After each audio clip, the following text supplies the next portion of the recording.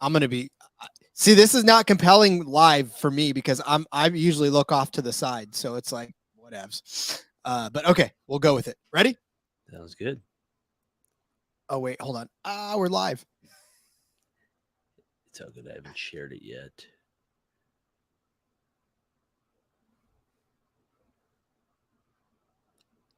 All right, here we go.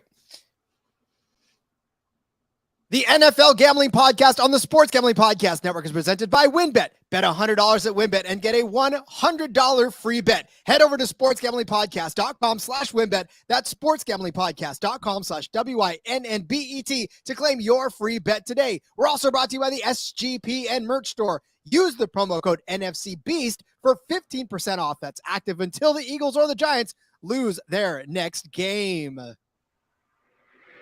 I'm just about that action, boss. You have to be kidding me. That is impossible. I'm raising the ante. Anybody wants it?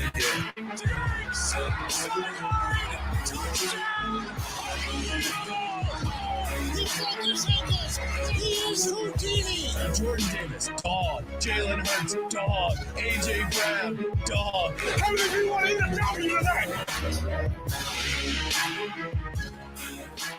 It is the NFL Gambling Podcast here on the Sports Gambling Podcast Network. It's Monday, so it must mean that he is Ryan McIntyre. I am Rod Villagomez, and we are here to look back on the week that was in the NFL.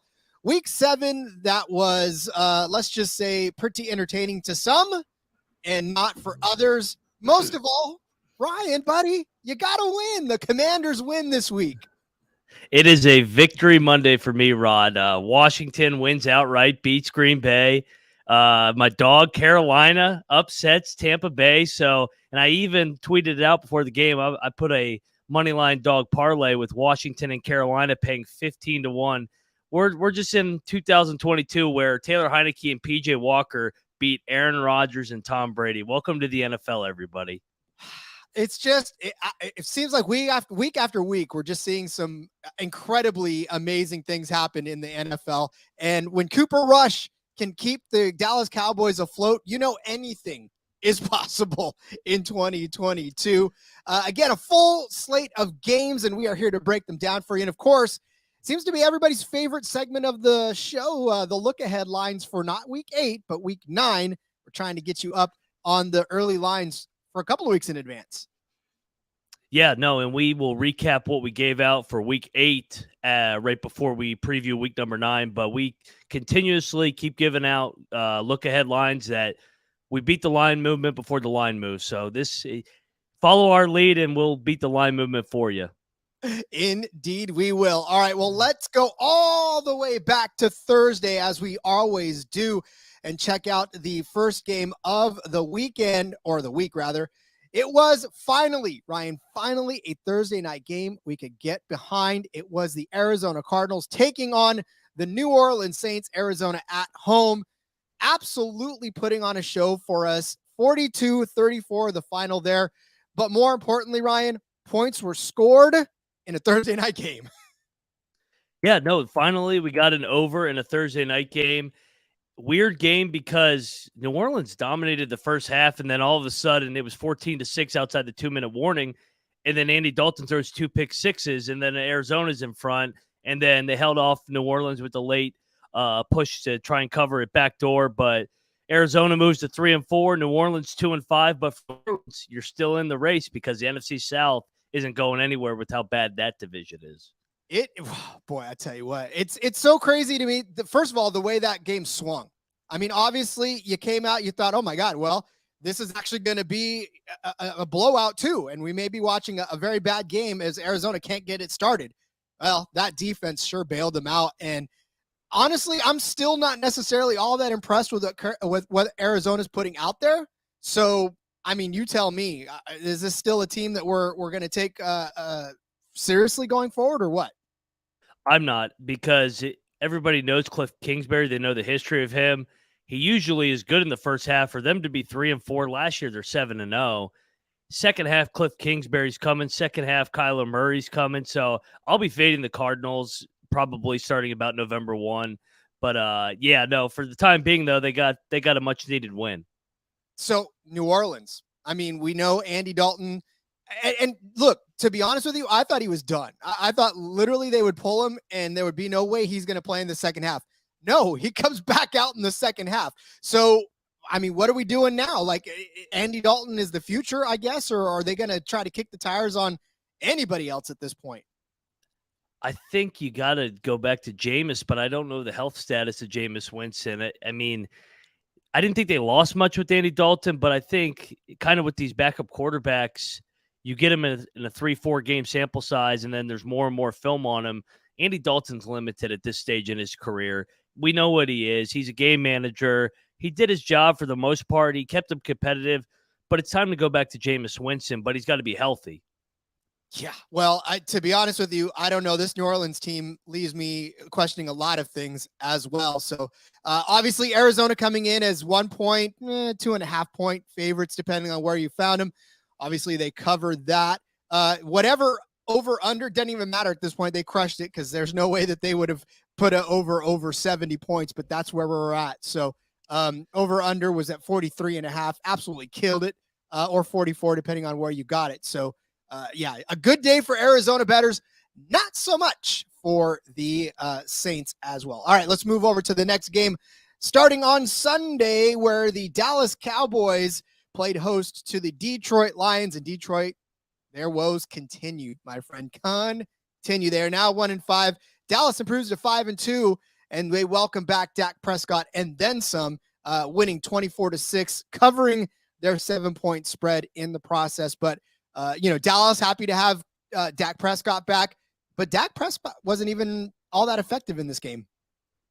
No, I mean, he was a game manager, kind of like Cooper Rush, going 19-25. They were good on the ground with Pollard going for 12 for 83, almost 7 yards a carry. It seems like he always has a better yards per carry than Zeke, but they continuously give Zeke more carries for some reason. Maybe it's just because of the checkbook, how much they're paying Zeke. But for the Cowboys, they struggled in this game, but they found a way to win behind that defense. Detroit, man, I keep saying this, like at some point you got to start winning some games, and it's going to start getting late early for Dan Campbell over there. Jared Goff, 21-26, 228, 2 interceptions. They couldn't get the run game going either. 15 carries for Jamal Williams, 79 yards in a game where DeAndre Swift is not in the game. I mean, look, when your main pass catcher is Khalif Raymond with 5 catches for 75 yards, you're in trouble. Yeah, no, I mean, for Detroit, it's been inconsistency. I mean, what earlier in the year we thought offensively they were going to be a juggernaut coming out scoring 30, 40 points a game. But in the last 2 games, going back to before the bye, 6 combined points in the last 8 quarters. So they got to find something with this offense. Jared Goff is almost back on Jared Goff Sucks Island, as Ryan and Sean would say.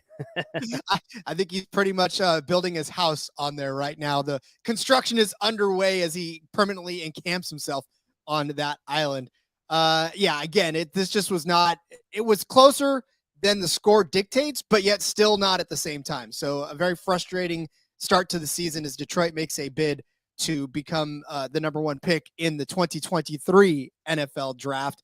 Over under on this one, around 49.5, 49, obviously well under. And again, given what we saw out of Detroit early in the season, it's a little surprising to see that we're hitting unders now in week 7.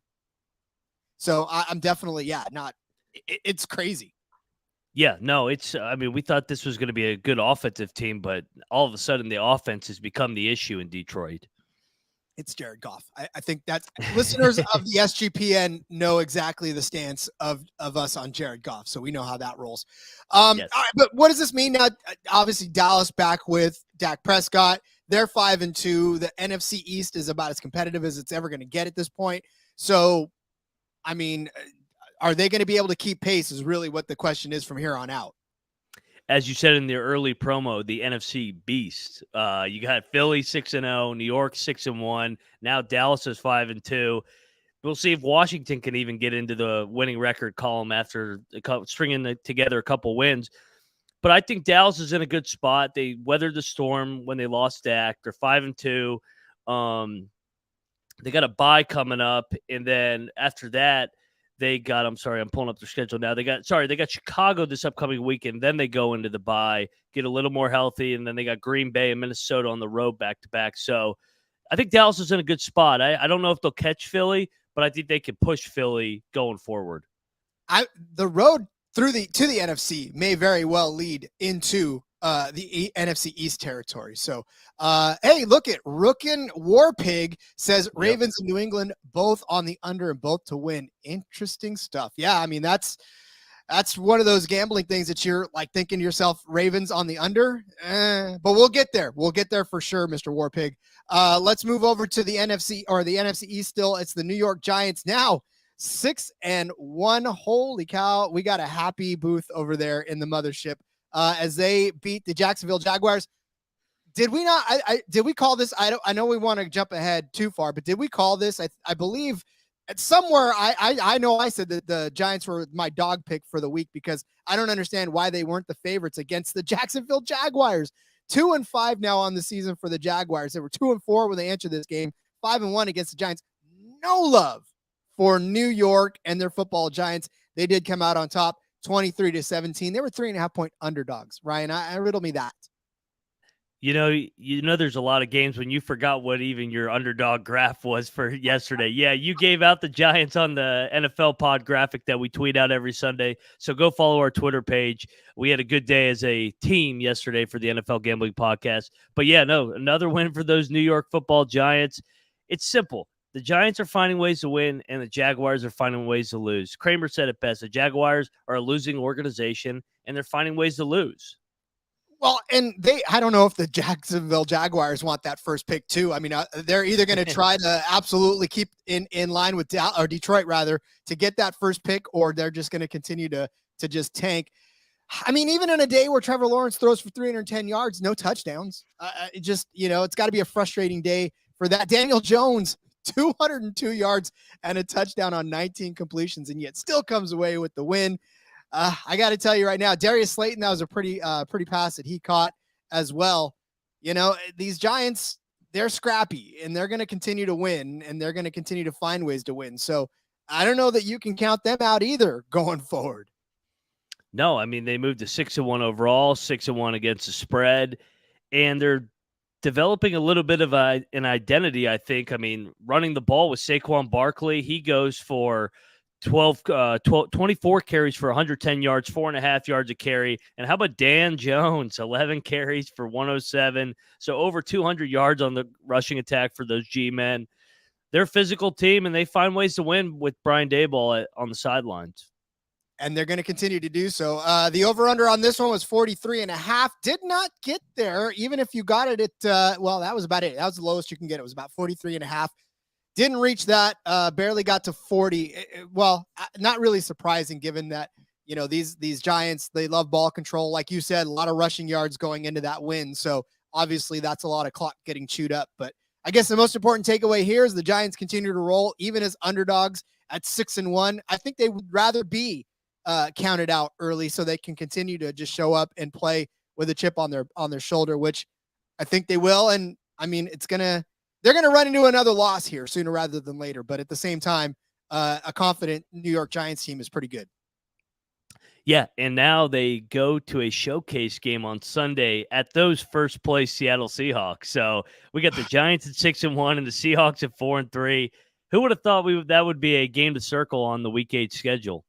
Turn the knife, why don't you? Just keep turning that knife. NFC friggin' West, Seattle Seahawks. We'll get there. All right, let's go from my dog to my lock of the week, which was the Tennessee Titans taking on the Indianapolis Colts. They were 2.5 favorites were the Tennessee Titans. They lived up to their end of the bargain, winning against Indianapolis 19-10. Tennessee 4-2, Indy 3-1. I don't know, and I think I might have talked about this somewhere else too, but I don't know why this line was as small as it was. Indy, yeah, okay, but they beat the Chiefs, but they have not really looked impressive otherwise. One of the bigger stories coming out of this now is that Matt Ryan no longer the quarterback there in Indianapolis. So troubled times for the Colts now, or what's going on? Yeah, how about that? Right before the show, the news breaks that Sam Ellinger will be the new man in Indy. if for some reason it's 5 in a row now. The Titans just own the Colts. Vrabel owns Frank Reich. I mean, Tannehill didn't even do anything, but they just find a way to win games after that slow 0-2 start. They've clawed back. They're 4-2 behind Derrick Henry, who was Derrick Henry again, the king. 30 carries for 130 yards, over 4 yards a carry. They got an identity in Tennessee. They're just going to out-tough you and find a way to win games. And again, at 4-2, that's what they're doing right now. And that's the kind of team that I think is going to be trouble down the stretch. Maybe not for the Chiefs and the Bills of the world, but at the very least for everybody else that's fighting for another playoff spot, they're going to give them some trouble down the road, especially if they continue to run the ball as well as they do. The Colts miss Jonathan Taylor, something awful. And without him, that's a completely different team. He actually played yesterday. I know. But he only had 10 carries, like you said. So he Exactly. played, but he wasn't Jonathan Taylor. So they got to get him going back, no matter who's playing quarterback, whether it's Ellinger, Nick Foles is the new backup in Indy, so a name from the past. But the Titans have taken grasp on this AFC South. The Colts it's tough, man. They've already played 5 division games and they've lost 3 of them. So they've dug themselves an early hole. I don't think they're going to be able to dig themselves out of it either. Yeah, I'm sorry. I didn't mean to say they were missing him off the field. They were missing him on the field. He's just gone. No, like that's what I'm saying. Like he's gone. There's nowhere to be seen. This guy that everybody drafted as one of the first picks in the fantasy drafts. Like he's not performing to that level at all. Over under on this was 43.5. Obviously did not get there, but once again, much like the Giants, the Tennessee ground control game keeps that in check. All right, before we move on to the next game of the week, let us take a step back and tell you about our sponsors. WynnBET. You thinking of joining WynnBET? Well, bet $100 and get a $100 free bet. If you're looking to join the WynnBET Biggest Winners Club, whoever hits the biggest parlay on WynnBET odds-wise gets a $1,000 free bet. WynnBET is truly #DGens only. Plus, use WynnBET's Build Your Own Bet to build some amazing same-game parlays. So much to choose from. All you got to do, head over to sportsgamblingpodcast.com/WynnBET so they know that we sent you. That's sportsgamblingpodcast.com/WYNNBET to claim your free bet today. Offer subject to change, terms and conditions on WynnBET.com. Must be 21 or older and present in the state where playthrough WynnBET is available. If you or somebody you know has a gambling problem, call 1-800-522-4700. All right, let's continue on into the Sunday morning games. Cincinnati Bengals hang on to at least whatever could be a good season for them at 4-3 now as they beat the Atlanta Falcons. Those scrappy Atlanta Falcons, Ryan, here lies the end of our scrappy Atlanta cover moves over here as the Bengals, again, 35-17 over the Falcons. Atlanta, 6.5-point underdogs. We touted them a lot, saying that all they do is cover until they don't, and they did not this time. Yeah, rest in peace, the perfect season. Everybody's like, what, the Eagles didn't play yesterday? No, the Falcons 6-0 ATS streak finally comes to an end at those Bengals. On the other side, man, those Bengals are starting to hit their stride. Jamar Chase is back, 8 catches, 130, 2 touchdowns. He could have had more. Him and Burrow together, that's a dynamite duo, man. It looked like they were back in their LSU days or back in that AFC playoff chase last year. Bengals are a team to monitor going forward. You start to heat this team up, watch out. Like that's all there is to it. These guys, electric. Yeah, they've proven their offense is absolutely outstanding, and there's no way. Once they hit their stride, you probably should just go ahead and batten down because it's going to be a horse race between them, the Chiefs, and the Bills. I think when it comes down to it at the end of the season, especially if they can get going. Tyler Boyd, like you said, man of the hour, 8 catches, 155 yards, and a touchdown. Just 100% looking good in this game.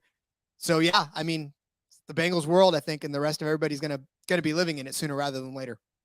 Yeah, and I know they fell to Baltimore a couple weeks ago in the head-to-head divisional matchup, but if you had to choose between Baltimore and Cincinnati right now, Cincinnati looks a lot better than Baltimore. The rematch will be actually in Week 18, the final game of the year, but that one will be back in Cincinnati. For the Bengals, I mean, the schedule is pretty good going forward as well. You got Cleveland and Carolina and Pittsburgh, so the Bengals got a chance to go on a little run here, I think. Yeah, and again, just look out. They're 4-3 now. All they got to do is put a couple more together, stay close to the 500 mark, or even a few games above. And like I said, I think they're running off with this by the end of it. The over under on this one did not. It actually did hit. It was 48.5. So obviously, it is safe, and that one went over. But again, I mean, with Cincinnati, shouldn't be surprised, right? Those guys definitely know how to score points and score points in bunches. So everything all on the up and up for the Bengals, obviously covering their 6.5 point spread and hitting the over, but more importantly, walking away with the win. Yeah, no, I mean, you mentioned it. This offense, it's starting to hit their stride, and they are. Let me ask you this question: Is Jamar Chase the best wide receiver in the NFL right now? Because every time I look up at the screen, he's scoring. He gets open every play, and if they could just protect a little bit, Joe Burrow's going to find him. He's right there if he's not already. I mean, some would throw Stephon Diggs in that mix, Justin Jefferson right now. I mean, you can't really say Cooper Kupp anymore, but yeah, those three I think are some of the more dominant ones in there right now, obviously from week to week. And because the Bills offense is so explosive, a lot of folks are probably throwing Stephon Diggs' name right up there anyways. So it's just a matter of whether or not you think Jamar Chase is up there. And I do personally. Yes. I mean, but that's my point. He's put himself into that conversation. He's only in his second year, and he's not going anywhere anytime soon. Well, on the Atlanta side of the ball, Mariota, I'm very Mariota-like day, 8 of 13, 124 and a touchdown. Tyler Algier gets into the end zone on 16 carries for 50 yards. Not bad. And then the one catch by Demary Bird for 75 yards, that touchdown. He led the receivers in that matchup. So I don't know. Atlanta's scrappiness needs to find another gear, I guess. Yeah, and for the Falcons, they can't fall behind with the way that they want to run the ball. If they become one-dimensional where everybody knows they need to throw the ball and they're just dropping Mariota back, then they're going to struggle. So this was kind of a game. They got off script in this game. If you're Pitts' manager, how many phone lines are you blowing up? Yeah, is that not the weirdest thing ever, that they cannot get him the ball or even try to get him the ball? It's not like he's not on the field. It's not, I mean, it's not like he's not a major presence on that field, and coverage can't even be a thing either, because guys like that, you can throw open. You can find a way to get him involved. So I don't know. I guess that's a discussion for a completely different take on that. We'll leave that to the fantasy guys. Yeah, no, a lot of fantasy owners want to shove Arthur Smith into a locker and beat him up with how little they're using Kyle Pitts in that offense right now. Absolutely frustrating. Another team that's absolutely frustrating for most bettors is the Cleveland Browns. They took on Baltimore, and Cleveland lost 23-20, but they did cover their 6.5 point spread in the process. So if you were a Cleveland plus 6.5 better, you are happy. But as our buddy, Mr. Rockin' Warpig says, Ravens and New England both on the under and both to win. Indeed, sir, or ma'am, the Baltimore Ravens did win, and this definitely was on the under. But this was not without its I guess stressors for the Ravens too, because they could not necessarily put Cleveland away, and in fact barely won themselves. It seems to be a common theme with this Baltimore Ravens team, where they get up and they just can't put teams away, and they got to hold on for dear life, block the field goal late. But it's just the same old thing with the Ravens right now. They're finding ways to win, but when they run into good teams, they're not beating them right now. They're struggling. For the Ravens, though, a positive, Gus Edwards was back, and he was good. 16 carries, 66 yards, 2 touchdowns. Lamar was good on the ground, 60 yards a carry. So finally starting to get the running game going a little bit with what we're used to with the Baltimore Ravens. Well, one thing Lamar is not doing right now and passing the ball, passing it well, 9 completions in this game, 120 yards through the air. On the flip side, Jacoby Brissett, 22 of 27, 258, no touchdowns, no interceptions, but still. In fact, Jacoby Brissett, I actually gave out the Jacoby Brissett over, 218 and a half passing yards on the propcast, because I knew this was going to be a situation where Jacoby Brissett was going to have to throw the ball, even against this tough Ravens defense. And I thought 218 was a little low. Turns out I was right, But boy, I'm glad I didn't give that on the other side for Lamar Jackson, who just 120 yards. Did he play quarterback or did he play running back in this game? That's what I want to know. He played both for those Ravens, like you said. He was not much of a passing attack for the Ravens. So, but hey, you know what? They find a way to win and they're moving on. They are 4-3, and they got a big time Thursday night game where they're going to go south to Tampa Bay.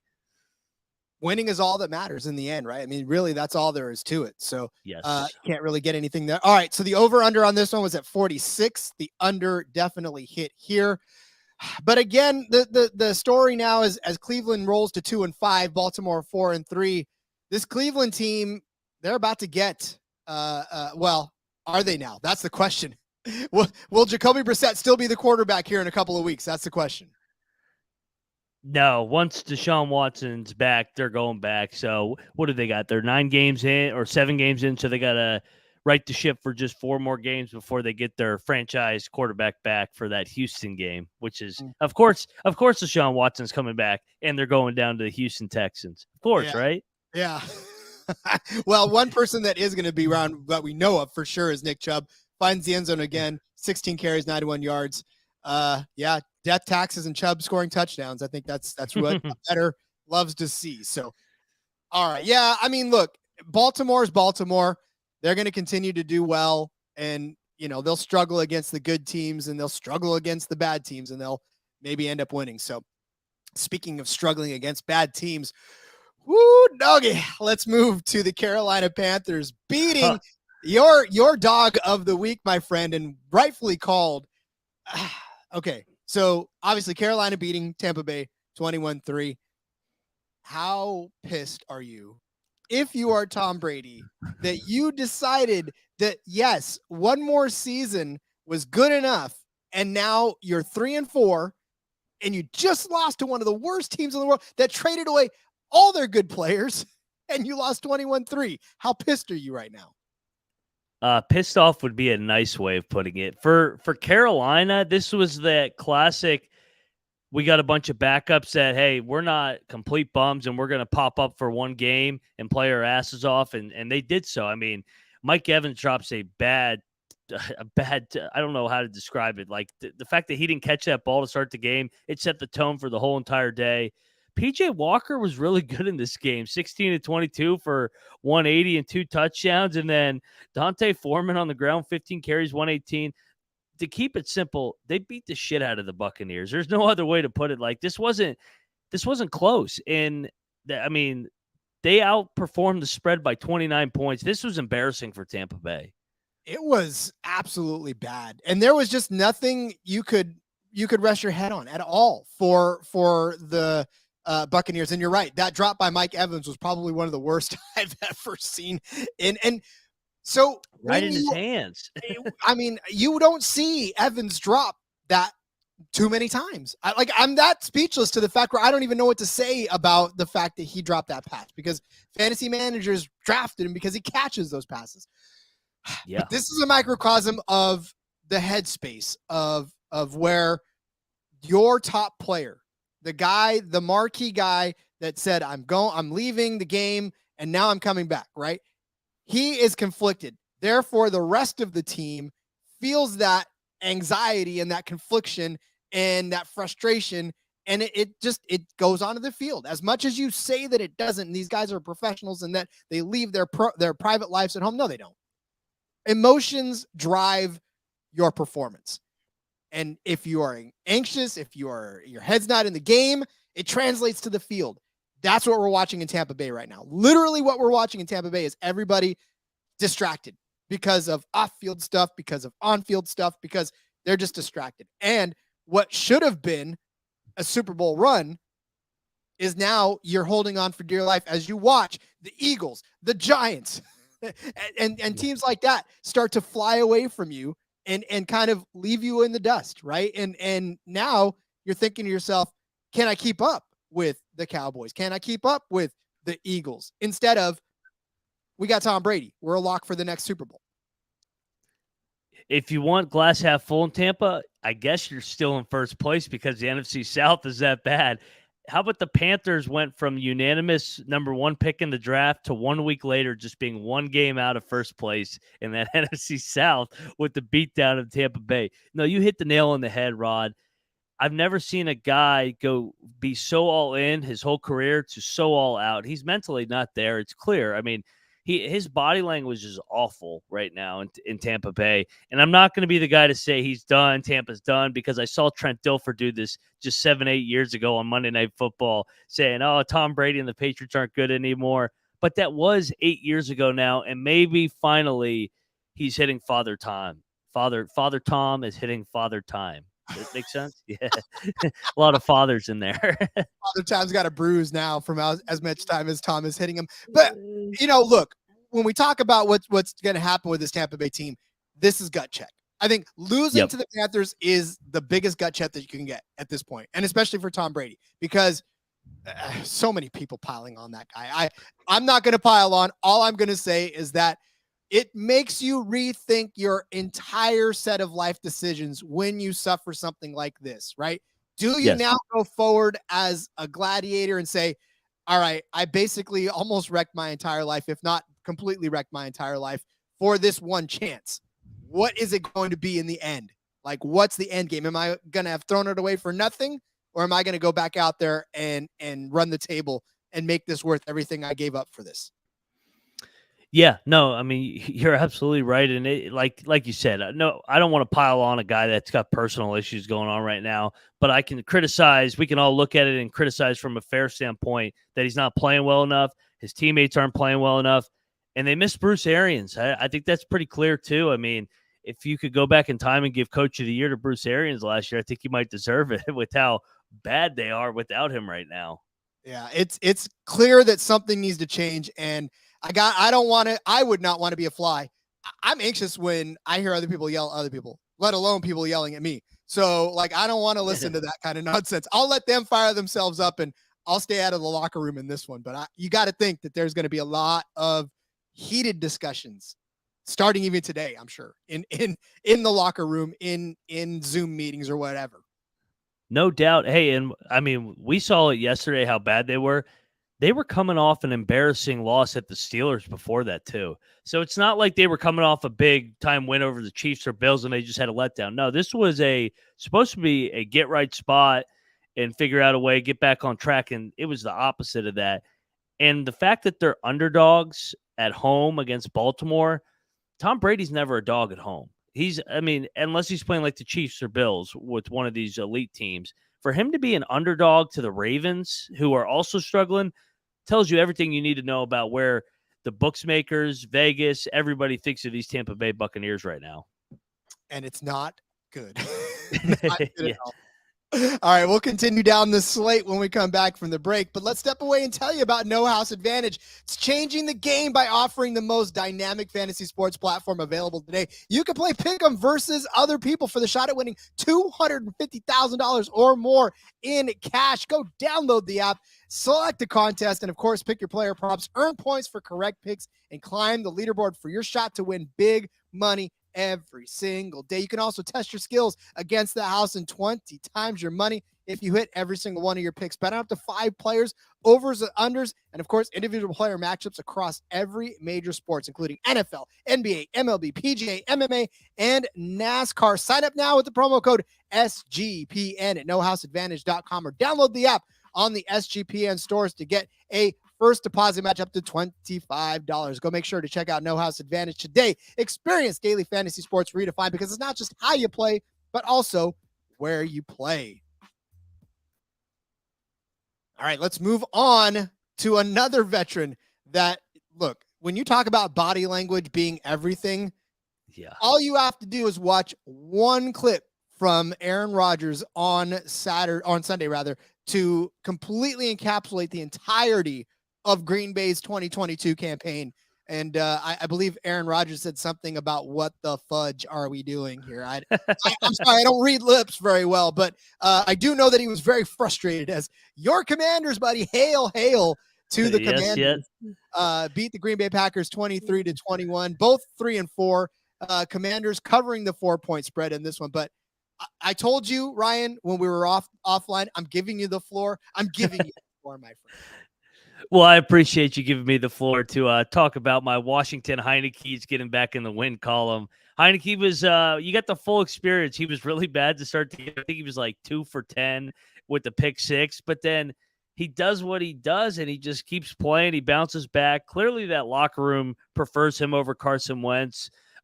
This team never quits under Ron Rivera and Jack Del Rio. Defense is playing better. And they got back to running the ball, which is what they did during their 4 or 5 game win streak last year when they started playing well with Heineke, with Antonio Gibson and Brian Robinson. But, I mean, this is a great win for my team, and I'm glad I was on it as my lock and the money line dog, 15-1 if you hadn't heard already. But the big headline out of this is, what the hell is wrong with Green Bay? It is troublesome, I suppose, if you're a Green Bay fan. And look, we didn't even talk about the fact before the break that Carolina was 13-point underdogs in that game. Yes. So I bring that up only to say that Washington was only a 4-point underdog in this game. And yet we have seen Washington with Tyler Heineke, we've seen this team to a Green Bay Packers team. Tampa Bay's bad. And yet they were 13-point underdog or 13-point favorites to Carolina. Washington was only 4. What does that say about Green Bay? Like that's really what I'm ultimately saying. What does that say about Green Bay that they were only 4-point favorites against Washington, who we've seen, I don't want to say look like Carolina, but have that potential to look bad, and look, yeah, for you, what's wrong with Green Bay? Aaron Jones, 8 carries, 23 yards on the day. You want to know what's wrong with Green Bay? They can't get anything going right now. A.J. Dillon, 4 carries, 15 yards. Why are they not running the ball? They got 2 really good running backs, and they have no receivers, and they can't block. They couldn't block this front all day with John Allen, Jerron Payne, and Montez Sweat, and they don't even have Chase Young yet. So, I mean, you're right. It tells you everything you need to know of what Vegas and the bookmakers think of this Packers team, that they were only laying 4, and a bunch of sharp people were still all over Washington to pull the upset, and they did. If Heineke doesn't throw the pick 6, I mean, they might blow out Green Bay. I mean, they total yardage, Washington ends up with 360 and Green Bay barely gets over 200. And a lot of it came late when they were trying to muster a comeback down 2 scores. Well, for Aaron Rodgers, doesn't even breach the 200-yard mark, 194 yards. I mean, he did throw 2 touchdowns. So, I mean, yay. But at the same time, this is not Aaron Rodgers that we're used to seeing. Obviously, well, okay, here's the thing. He's not winning NFL MVP this year. Let's just put that one out of it. Yeah, I think that guy in Buffalo or even the guy in Kansas City might be a little bit ahead of him right now. I'm thinking this is a year where he cannot steal the MVP from anybody else. Like, I don't know. But now, okay, the question remains now for Green Bay. The frustration grows where we talked about Tom Brady, this being his defining game, I think, of the season, and quite possibly, if I can just, throw grandeur around his career, Aaron Rodgers. I mean, has he necessarily hit this point where maybe he wants to take his toys and go home at this point? I tell you what, it's amazing how close these two are in terms of like their downfall right now. They look like the exact same team. They can't block, they can't run the ball, and their quarterbacks, although Hall of Famers, their body, like I said, their body language sucks. They look disinterested. They look 1 foot out the door, checked out into retirement. And it doesn't get any easier for Green Bay. They go to Buffalo on Sunday Night Football. So if you can't beat Taylor Heineke, Zach Wilson, or Dan Jones, how are you going to beat Josh Allen in that juggernaut? This is going to be so ugly. I mean, I don't know that Aaron Rodgers, when you circle things on your calendar and you're happy about it, like, that's one thing, but he's got to have this one circled on his calendar with like dislike thumbs all over it and just straight anxiety. Yeah, please don't be a 30-point beatdown. I mean, it tells you everything that they're a 10.5-point dog as well in that game. First time Aaron Rodgers will ever be a double-digit underdog. Oh my God, that's so insane. And that might not be enough. It may not. I mean, we did early look like we didn't even think about that when the early look alike for that one. Did we? Oh, we did. Yes, it's I got it in front of us. I'll read it off when we get to the end. Yeah, I got us. I got us covered. Sweet. All right, over under on this one as we put a bow on this one. I just wanted to give you enough time to bask in the glory of your Commanders win. It was a good day, Rod. What can I say? Well, for you. Over under on this one, 41.5. So definitely went over on this one. A Washington over, which was a rare thing, but a fun thing to be had. All right, let's move on to the New York Football Jets. What is in the water in New Jersey, in which both New York teams are now among the best in the divisions? 5-2 now, the Jets, as they beat the hapless and Russell Wilson-less Denver Broncos, who slide to 2-5. Jets were actually favored in this one, kind of no surprise. They were 2.5 point favorites, so they covered the spread on this one as well. But I guess the real question now is, you go and you bring Russell Wilson in for the opportunity to win the AFC West, rather, and you watch that start to go by the wayside, and now you lose to the Jets. How you feeling in Denver? Not good. And I mean, they got to go to London now, which is going to be something. Who knows if that hamstring will be ready to go for Russ. But they look like the exact same team. You know what? It's funny. Denver's still quarterback away. I know Russ didn't play, but did anybody really think it would have been anything different if he had played? Their offense had been the same, whether it's been Russell Wilson, Rippon, last year, Bridgewater, Drew Lock. This team is bad, and they're poorly coached with Nathaniel Hackett as well. So, but let's go over to the other side. How about those New York Football Jets? Winners of 4 in a row. 4 in a row with Zach Wilson under center. Unfortunately, they lost their rookie phenom, Breece Hall. So, wishing him the speedy recovery in this offseason. It sounds like he's going to be out for the year. But they got a little bit of an identity as well with the Giants, where they're physical, running the ball, reflection of their head coach. And to be honest with you, when you have Zach Wilson turning in a 121-yard game and no touchdowns, yeah, this definitely came from defense and from rushing, because there's no way that Zach Wilson is beating you, even coming back from his injury. So I don't know. Maybe Zach Wilson starts to look better. He may have to, depending on whether or not that run game can get going. Was it Michael Carter is left in there now as their running back? Yes. So he'll assume those roles. Not a bad one in and of his own right. He ended up being the top receiver, did Michael Carter. 2 catches on 2 targets for 45 yards in this game. Whew, man, it's a woofer. But look, they don't ask how, they just ask how many, right? Exactly. And, I was so happy that for us, for everybody listening that's following on YouTube, we got this banner feature where we flash the score. I'm so happy about Washington. I forgot to put up this score. So, 16-9, the Jets win. Your guy, Robert Saleh, man, he's got those guys believing. All you got to do is just be able to be motivated enough to keep the defense from having the offense score. Not hard with the Broncos, honestly, but you still got to do it. And if you do that, you don't have to score as many points. It's I don't know. It's not rocket science, kids. Just hold the opponents to less points than you score, and you're good to go, right? That should be the formula every single week.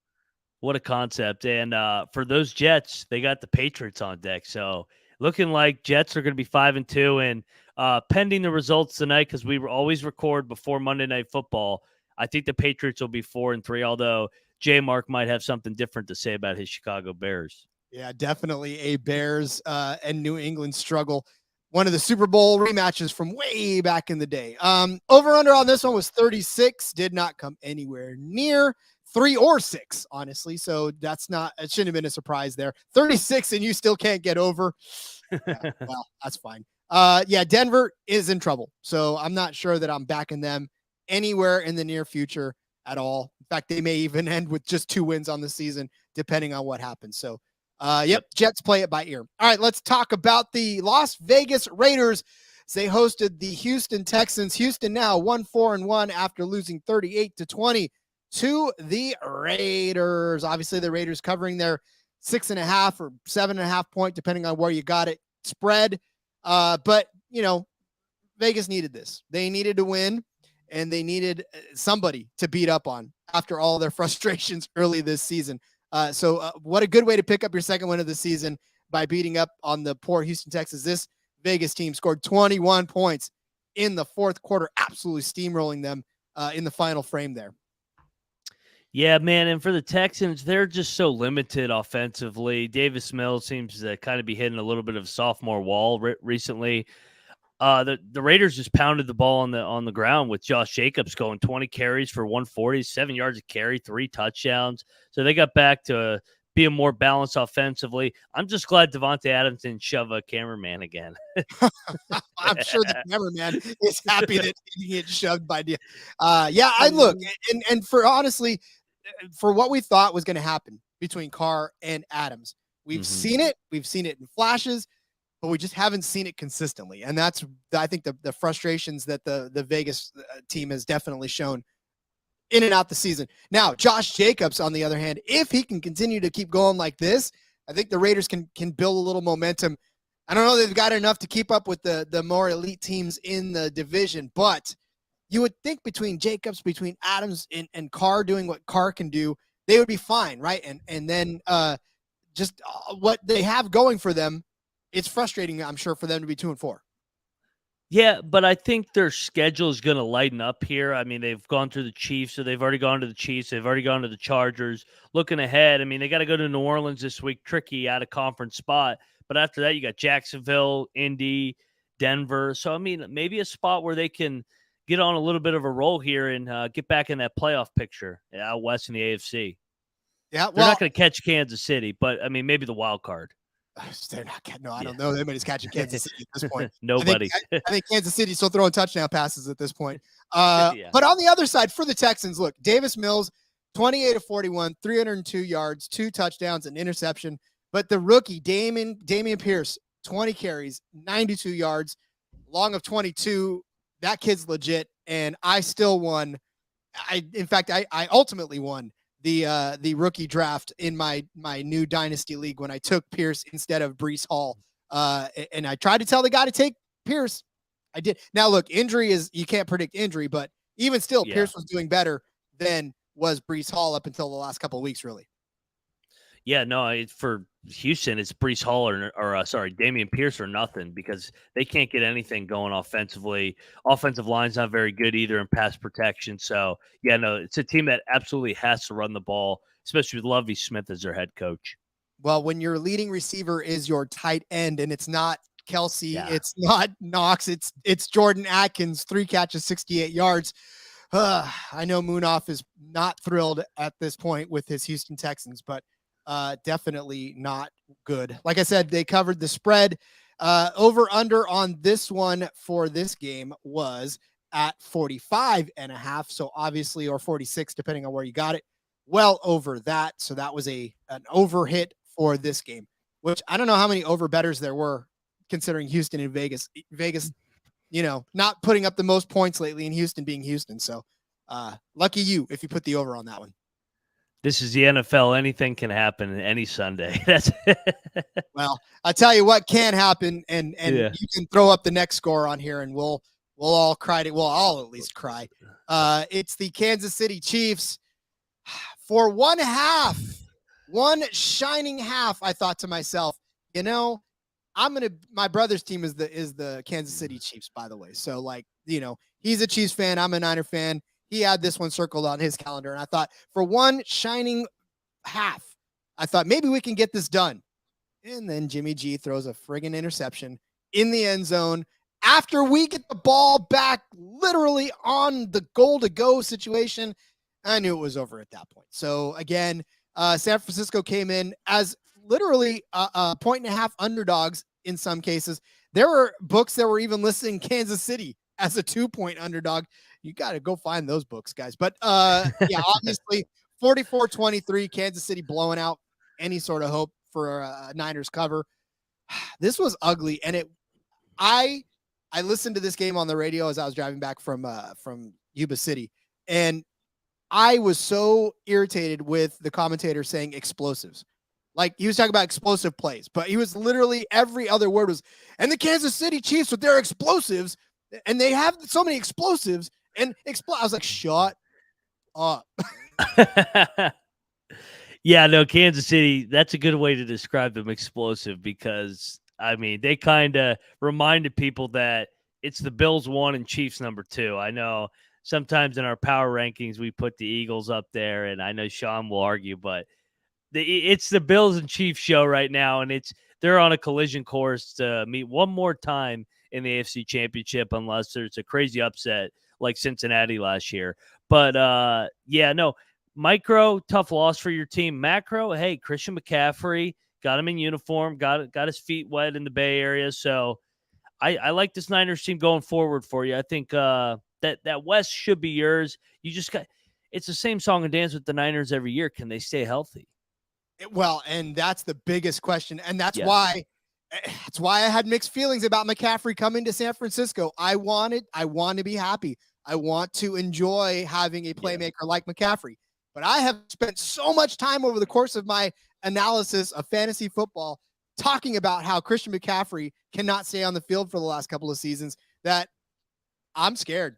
Honestly, I want him to stay healthy, but I don't know that that's the case. So we'll have to hold our breath. On a day where Garoppolo throws for 300 yards and 2 touchdowns, you would think that would be fine. But that interception, I think, really turned the tide.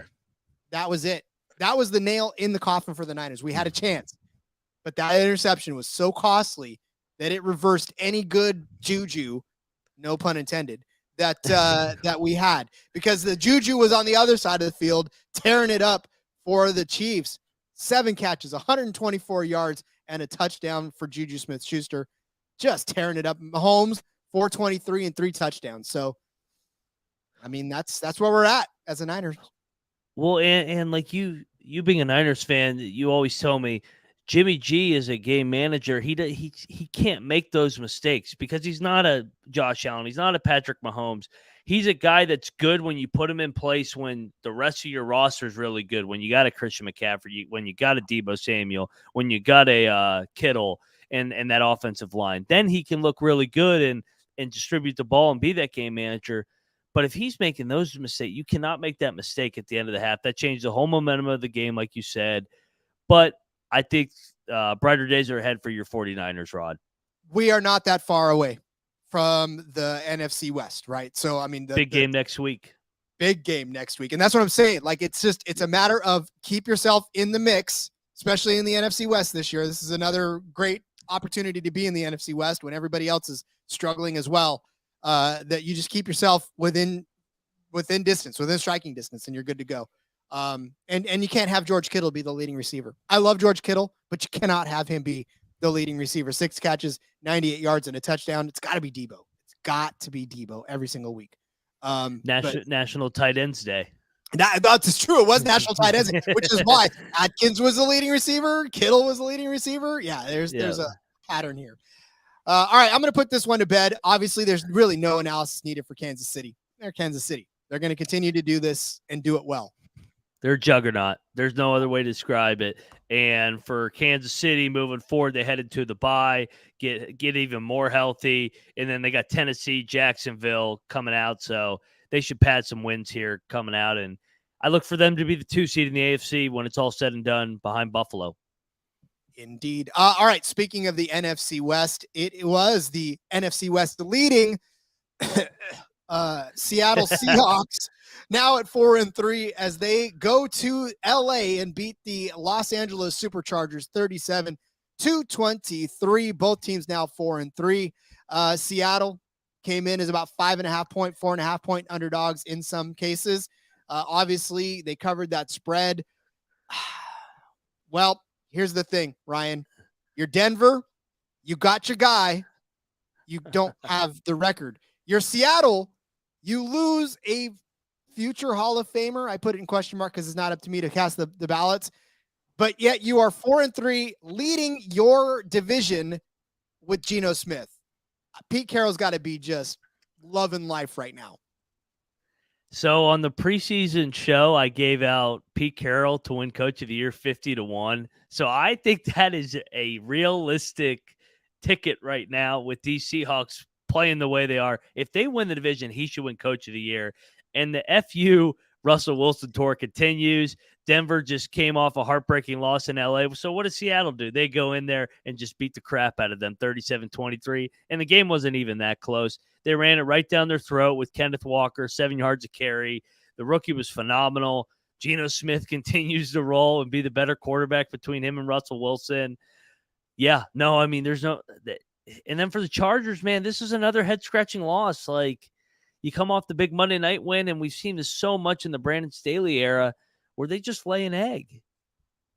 It's bad. And Austin Eckler being the leading rusher and receiver on this team, somebody else has to start getting involved. Obviously, we know Mike Evans was not in the mix, or Mike Evans, call back. Yeah. Mike Williams was not in the mix for LA, but I mean, look, there's got to be somebody else, right? I mean, Austin Eckler cannot be the end-all, be-all of your offense at all every single week. Yeah, no, I mean, it's the same song and dance with the Chargers. I mean, they're heading into the bye, so maybe they can get some things figured out. But it's just it's nonstop inconsistency. I mean, they can never put wins together. They're 4-3, and they should be way better than 4-3, because who have they lost to? They've lost to Seattle at home in a blowout fashion. They got blown out by Jacksonville at home, and I guess they also lost to the Chiefs, so that's not a bad loss. But they've been playing with fire. They had 3 straight one-possession wins with the Texans, Browns, and Broncos before this. This team, I mean, they might be able to be a wild card team, but I can't see them doing anything or making some noise come playoff time. You cannot put them in the elite category at this point. You can't No. put them with the Bills. You can't put them with the Chiefs. You know, at this point, you may not even be able to put them with the Jets. So it's just a matter of, you know, where are you going to rank the Chargers? And it sounds silly to say, but you just look at what's happening right now, and the Jets are on fire. So, yeah. Hey, and shout out to you, Rod. We do our NFL. You guys see our NFL power rankings that come out every Wednesday that we tweet out. We do a composite of the 7 co-hosts. Rod was the only one that had those Seattle Seahawks in his top 10 this week. So you were ahead of the curve. They are going to be in the top 10 this week, headed into week number 8. As much as it pained me to do it, I had to take away my bias toward them. And they've earned it. Yeah. Yeah. And Geno Smith, I mean, look, 210, 2 touchdowns. Didn't need to do much with Kenneth Walker going crazy for 168 yards, like you said, and 2 touchdowns. So, yeah, watch out for Seattle. They're definitely a force to be reckoned with, as much as I'm about to puke for saying that. The over-under on this one was 51.5. Obviously got there, so over bettors were happy as well. All right, let's move on to the Sunday night game. Ryan, this one fooled us all in that we thought we were going to be in for a much more explosive, and there's that word, game than we were actually ended with. Miami winning against Pittsburgh 16-10. Tua returns. But again, this was a game that started off with some fireworks and petered out after that. 13 points in the first quarter from Miami, 16 total. And then that was it. No scoring in the second half at all, as both defenses decided they wanted to figure out how to play football for a change. But yeah, this was a very frustrating loss for Pittsburgh, as 3 interceptions for Kenny Pickett basically sealed the deal. And yet, Ryan, they were still in the mix. Yeah, and I have a bone to pick with Mike McDaniel. Take the 3 points. What like they could, and they always chalk it up to analytics. That's not analytics. Like, what math equation is, hey, we're up 6 late in the third quarter. We kick this, we go up 9. Last time I checked, 9 points is a 2-possession game. Take the 3, go up 2 scores. Pittsburgh's offense is struggling with Kenny Pickett at quarterback. He's a rookie. Trust your defense, you win the game. Instead, he goes for it. It wasn't even 4th and inches. He goes for it on 4th and 3, and it wasn't even close. Like, I think it's always a bailout to say this is the analytics. No, I think it's just bad coaching. It was very frustrating to see, because, you know, when you have points, especially in the NFL, you just got to take them. Like, I get it. And I'm a big guy. Like, I watch Army football. So I know that going for it on like 4th and 2, 4th and 3, that's what they do.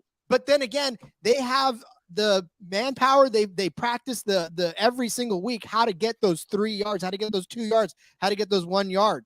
You know, if you're an NFL team, I don't think you spend a lot of time on how to convert on a 4th and 1. And as a Canadian football fan, it's the same thing. 4th and 1, 4th and 2, you're going to go for it, you know, because you built in that type of play. Miami didn't have that. They should have just kicked the 3, been fine. And you're right. Now go up by 9 points. And they didn't even get there anyway. So lucky on them. But, you know, should Pittsburgh have found a way down the field and actually scored on one of those drives that Pickett turned it over, you're singing a different song. No, they got bailed out, or Mike McDaniel got bailed out that they had the illegal formation on what was it, third and short. If they get that, I think Pittsburgh's going to score and win the game. But yeah, Miami survives, I guess. It was good to see Tua back out there after all the drama over these last couple weeks. He looked good, fast start, but I got concerns about Miami going forward, man. I'm not buying in on this team or Mike McDaniel as a coach. It leaves you questioning a lot of things because Tua came back, like you said, 261 and a touchdown. Great. Raheem Mostert actually looked really good. 16 carries, 79 yards. He should have been getting the ball way more, honestly. With as many times as he was touching it and getting 10 yards, 11 yards, and Jalen Waddle, 4 catches, 88 yards on the day. Tyreek Hill didn't even get there. He caught a few good passes, but after that it was sort of quiet for him. But just barely missed on a few too. Really, honestly, that's kind of where that was. Yeah, no, it's for Pittsburgh, like you said, it's the Pickett show right now. So they got to see what they got with Pickett going forward as a rookie quarterback. Struggled, 3 interceptions, but brighter days ahead. He showed some competitive grit, I thought. From here, they got to go to Philly, so it'll be a hell of a test for that rookie quarterback. Oh, that's going to be crazy. So, all right, well, let's go ahead and put a bow in that. I mean, again, it's Miami. They're going to probably just get a little better each and every week now that Tua's back. And Pittsburgh, they're going to have to get Kenny Pickett settled down if they're going to go with him for sure. And they're just going to have to eat whatever happens, whether it's him losing games by interceptions or him getting better. I guess it's all on him now. So they're just going to have to live with the consequences, right? Yes, agreed. No, you got to find out if he's your guy. That's your number one goal in Pittsburgh this year. Find out if Kenny Pickett is your franchise quarterback. This is it. This is where you figure out whether or not you spent the draft pick in the right place. So, all right, let's get to it. Let's get to the favorite part, everybody's favorite part of the show, and that is, of course, the early look ahead. As we look ahead to week 9 in the NFL at some of these early lines that we're finding. Again, folks, you can find all of these odds and then some on oddstrader.com. So go to oddstrader.com, select the NFL tab. There is a little calendar over here on the right-hand side. Click on it. It'll give you each NFL week. And then, of course, click on week 9. Follow along with us as we look at some of these lines for week 9 and then jump on them, right? You can go to your book and bet on them. So that's the glorious part of this. And Ryan, how do we do a couple of weeks ago looking ahead to week 8? Very well. I'll read off. We gave out 6 just last Monday, and there is a lot of line movement, a lot of injury reports coming out. So we beat the number. Jacksonville was plus 6.5 when we grabbed it. They are now favored by 3.5 against Denver in London. So 10 points of value there. Atlanta, a 1.5-point dog against Carolina. Even after Carolina wins, Atlanta's up to a 5-point favorite. So that's a touchdown of value. Minnesota last week we gave out as a 1-point favorite over Arizona at home. They're up to minus 3.5, so about a field goal. That's our smallest one. Philadelphia minus 3.5 against Pittsburgh. They're up to a minus 10.5 now, so a whole touchdown of value. Your San Francisco 49ers, Rob, were plus 4.5 last week against the Rams. They are going to be going off as a minus 1.5 now against those LA Rams. And then, of course, we touched on it with Green Bay. We grabbed Buffalo minus a 4, and they're up to minus 10.5. So, 4 examples where we grabbed a touchdown of value. So, yes, this early look ahead is crucial. I know it takes patience to have your money tied up for over a week, but hey, it's going to benefit in the long run. It's called an investment. It's not instant gratification, folks. We are teaching you investment strategies in order to get you right over the hump. So I love it. All right, Ryan. Well, then I'm going to toss the floor to you. We usually give about two look aheads a piece as we look at the lines. What's standing out to you other than our weekly reminder? Atlanta's going to cover.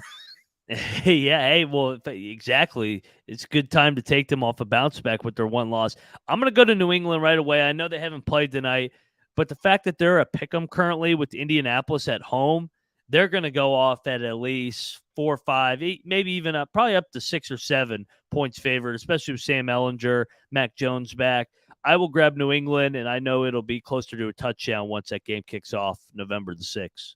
I like that. And just for your guys' edification, I know Cody and I do this a lot on the NASCAR Gambling Podcast, where we weekly reminder to play Kevin Harvick in a DFS or do something like that. Your weekly reminder that Atlanta is now at +7 right now against the Chargers. That is where they sit. So I don't see that number staying there as we move on. So you might want to grab them as plus 7.5 point underdogs right now because that line's going to move somewhere.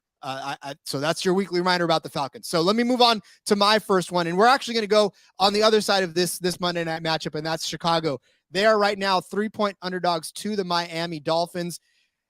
After tonight's game, I feel like they're going to be bigger underdogs. So, Miami, if you want to grab Miami now at -3 before it goes up to like -6 or even -7, that's where it's going to be at. So make sure you get them at the smaller end of this for it.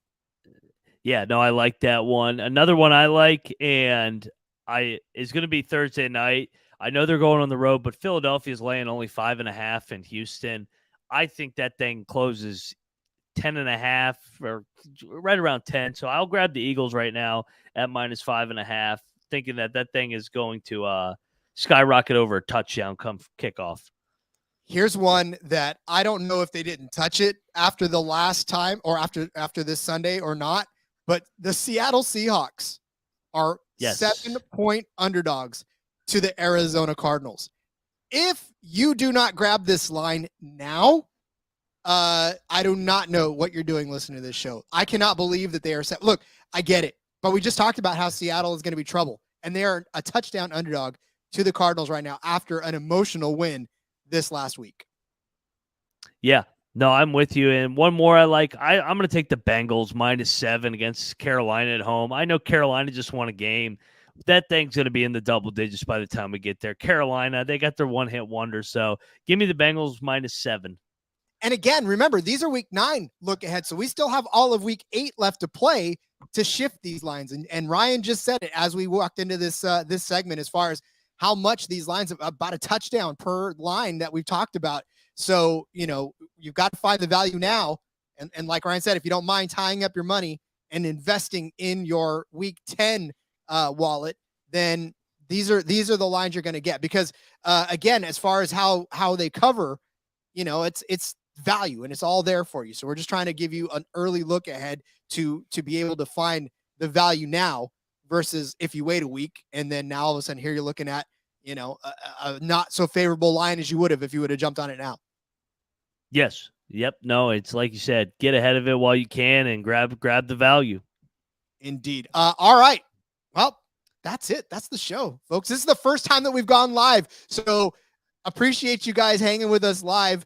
It's a weird thing because I don't necessarily do a lot of live shows. So if you see me looking around, it's because I got screens in front of me and I'm trying to bank around and bounce. And then remember that you guys are still watching. So thanks for hanging with us. And of course, Ryan, as always, buddy, this has been a great Monday. Yes, it has. And for everybody that's listening and wants to know what our schedule is, Rod and I will do the previous week recap every single Monday at about 5:00 Eastern, 2:00 out his time on the Pacific. So plan accordingly. We're going to aim right around there, and we'll give you, obviously, we'll put in the Discord. So hop in there to get the notifications, and we'll also tweet out when we'll be going live as well. Yep, we will jump on Monday before the NFL games on Monday Night Football, because we know you want to watch the games too. So by all means, watch us, then go watch the actual Monday night game and have some fun. So, all right, Ryan, as we wrap things up, why don't you let everybody know where they can find you on social media?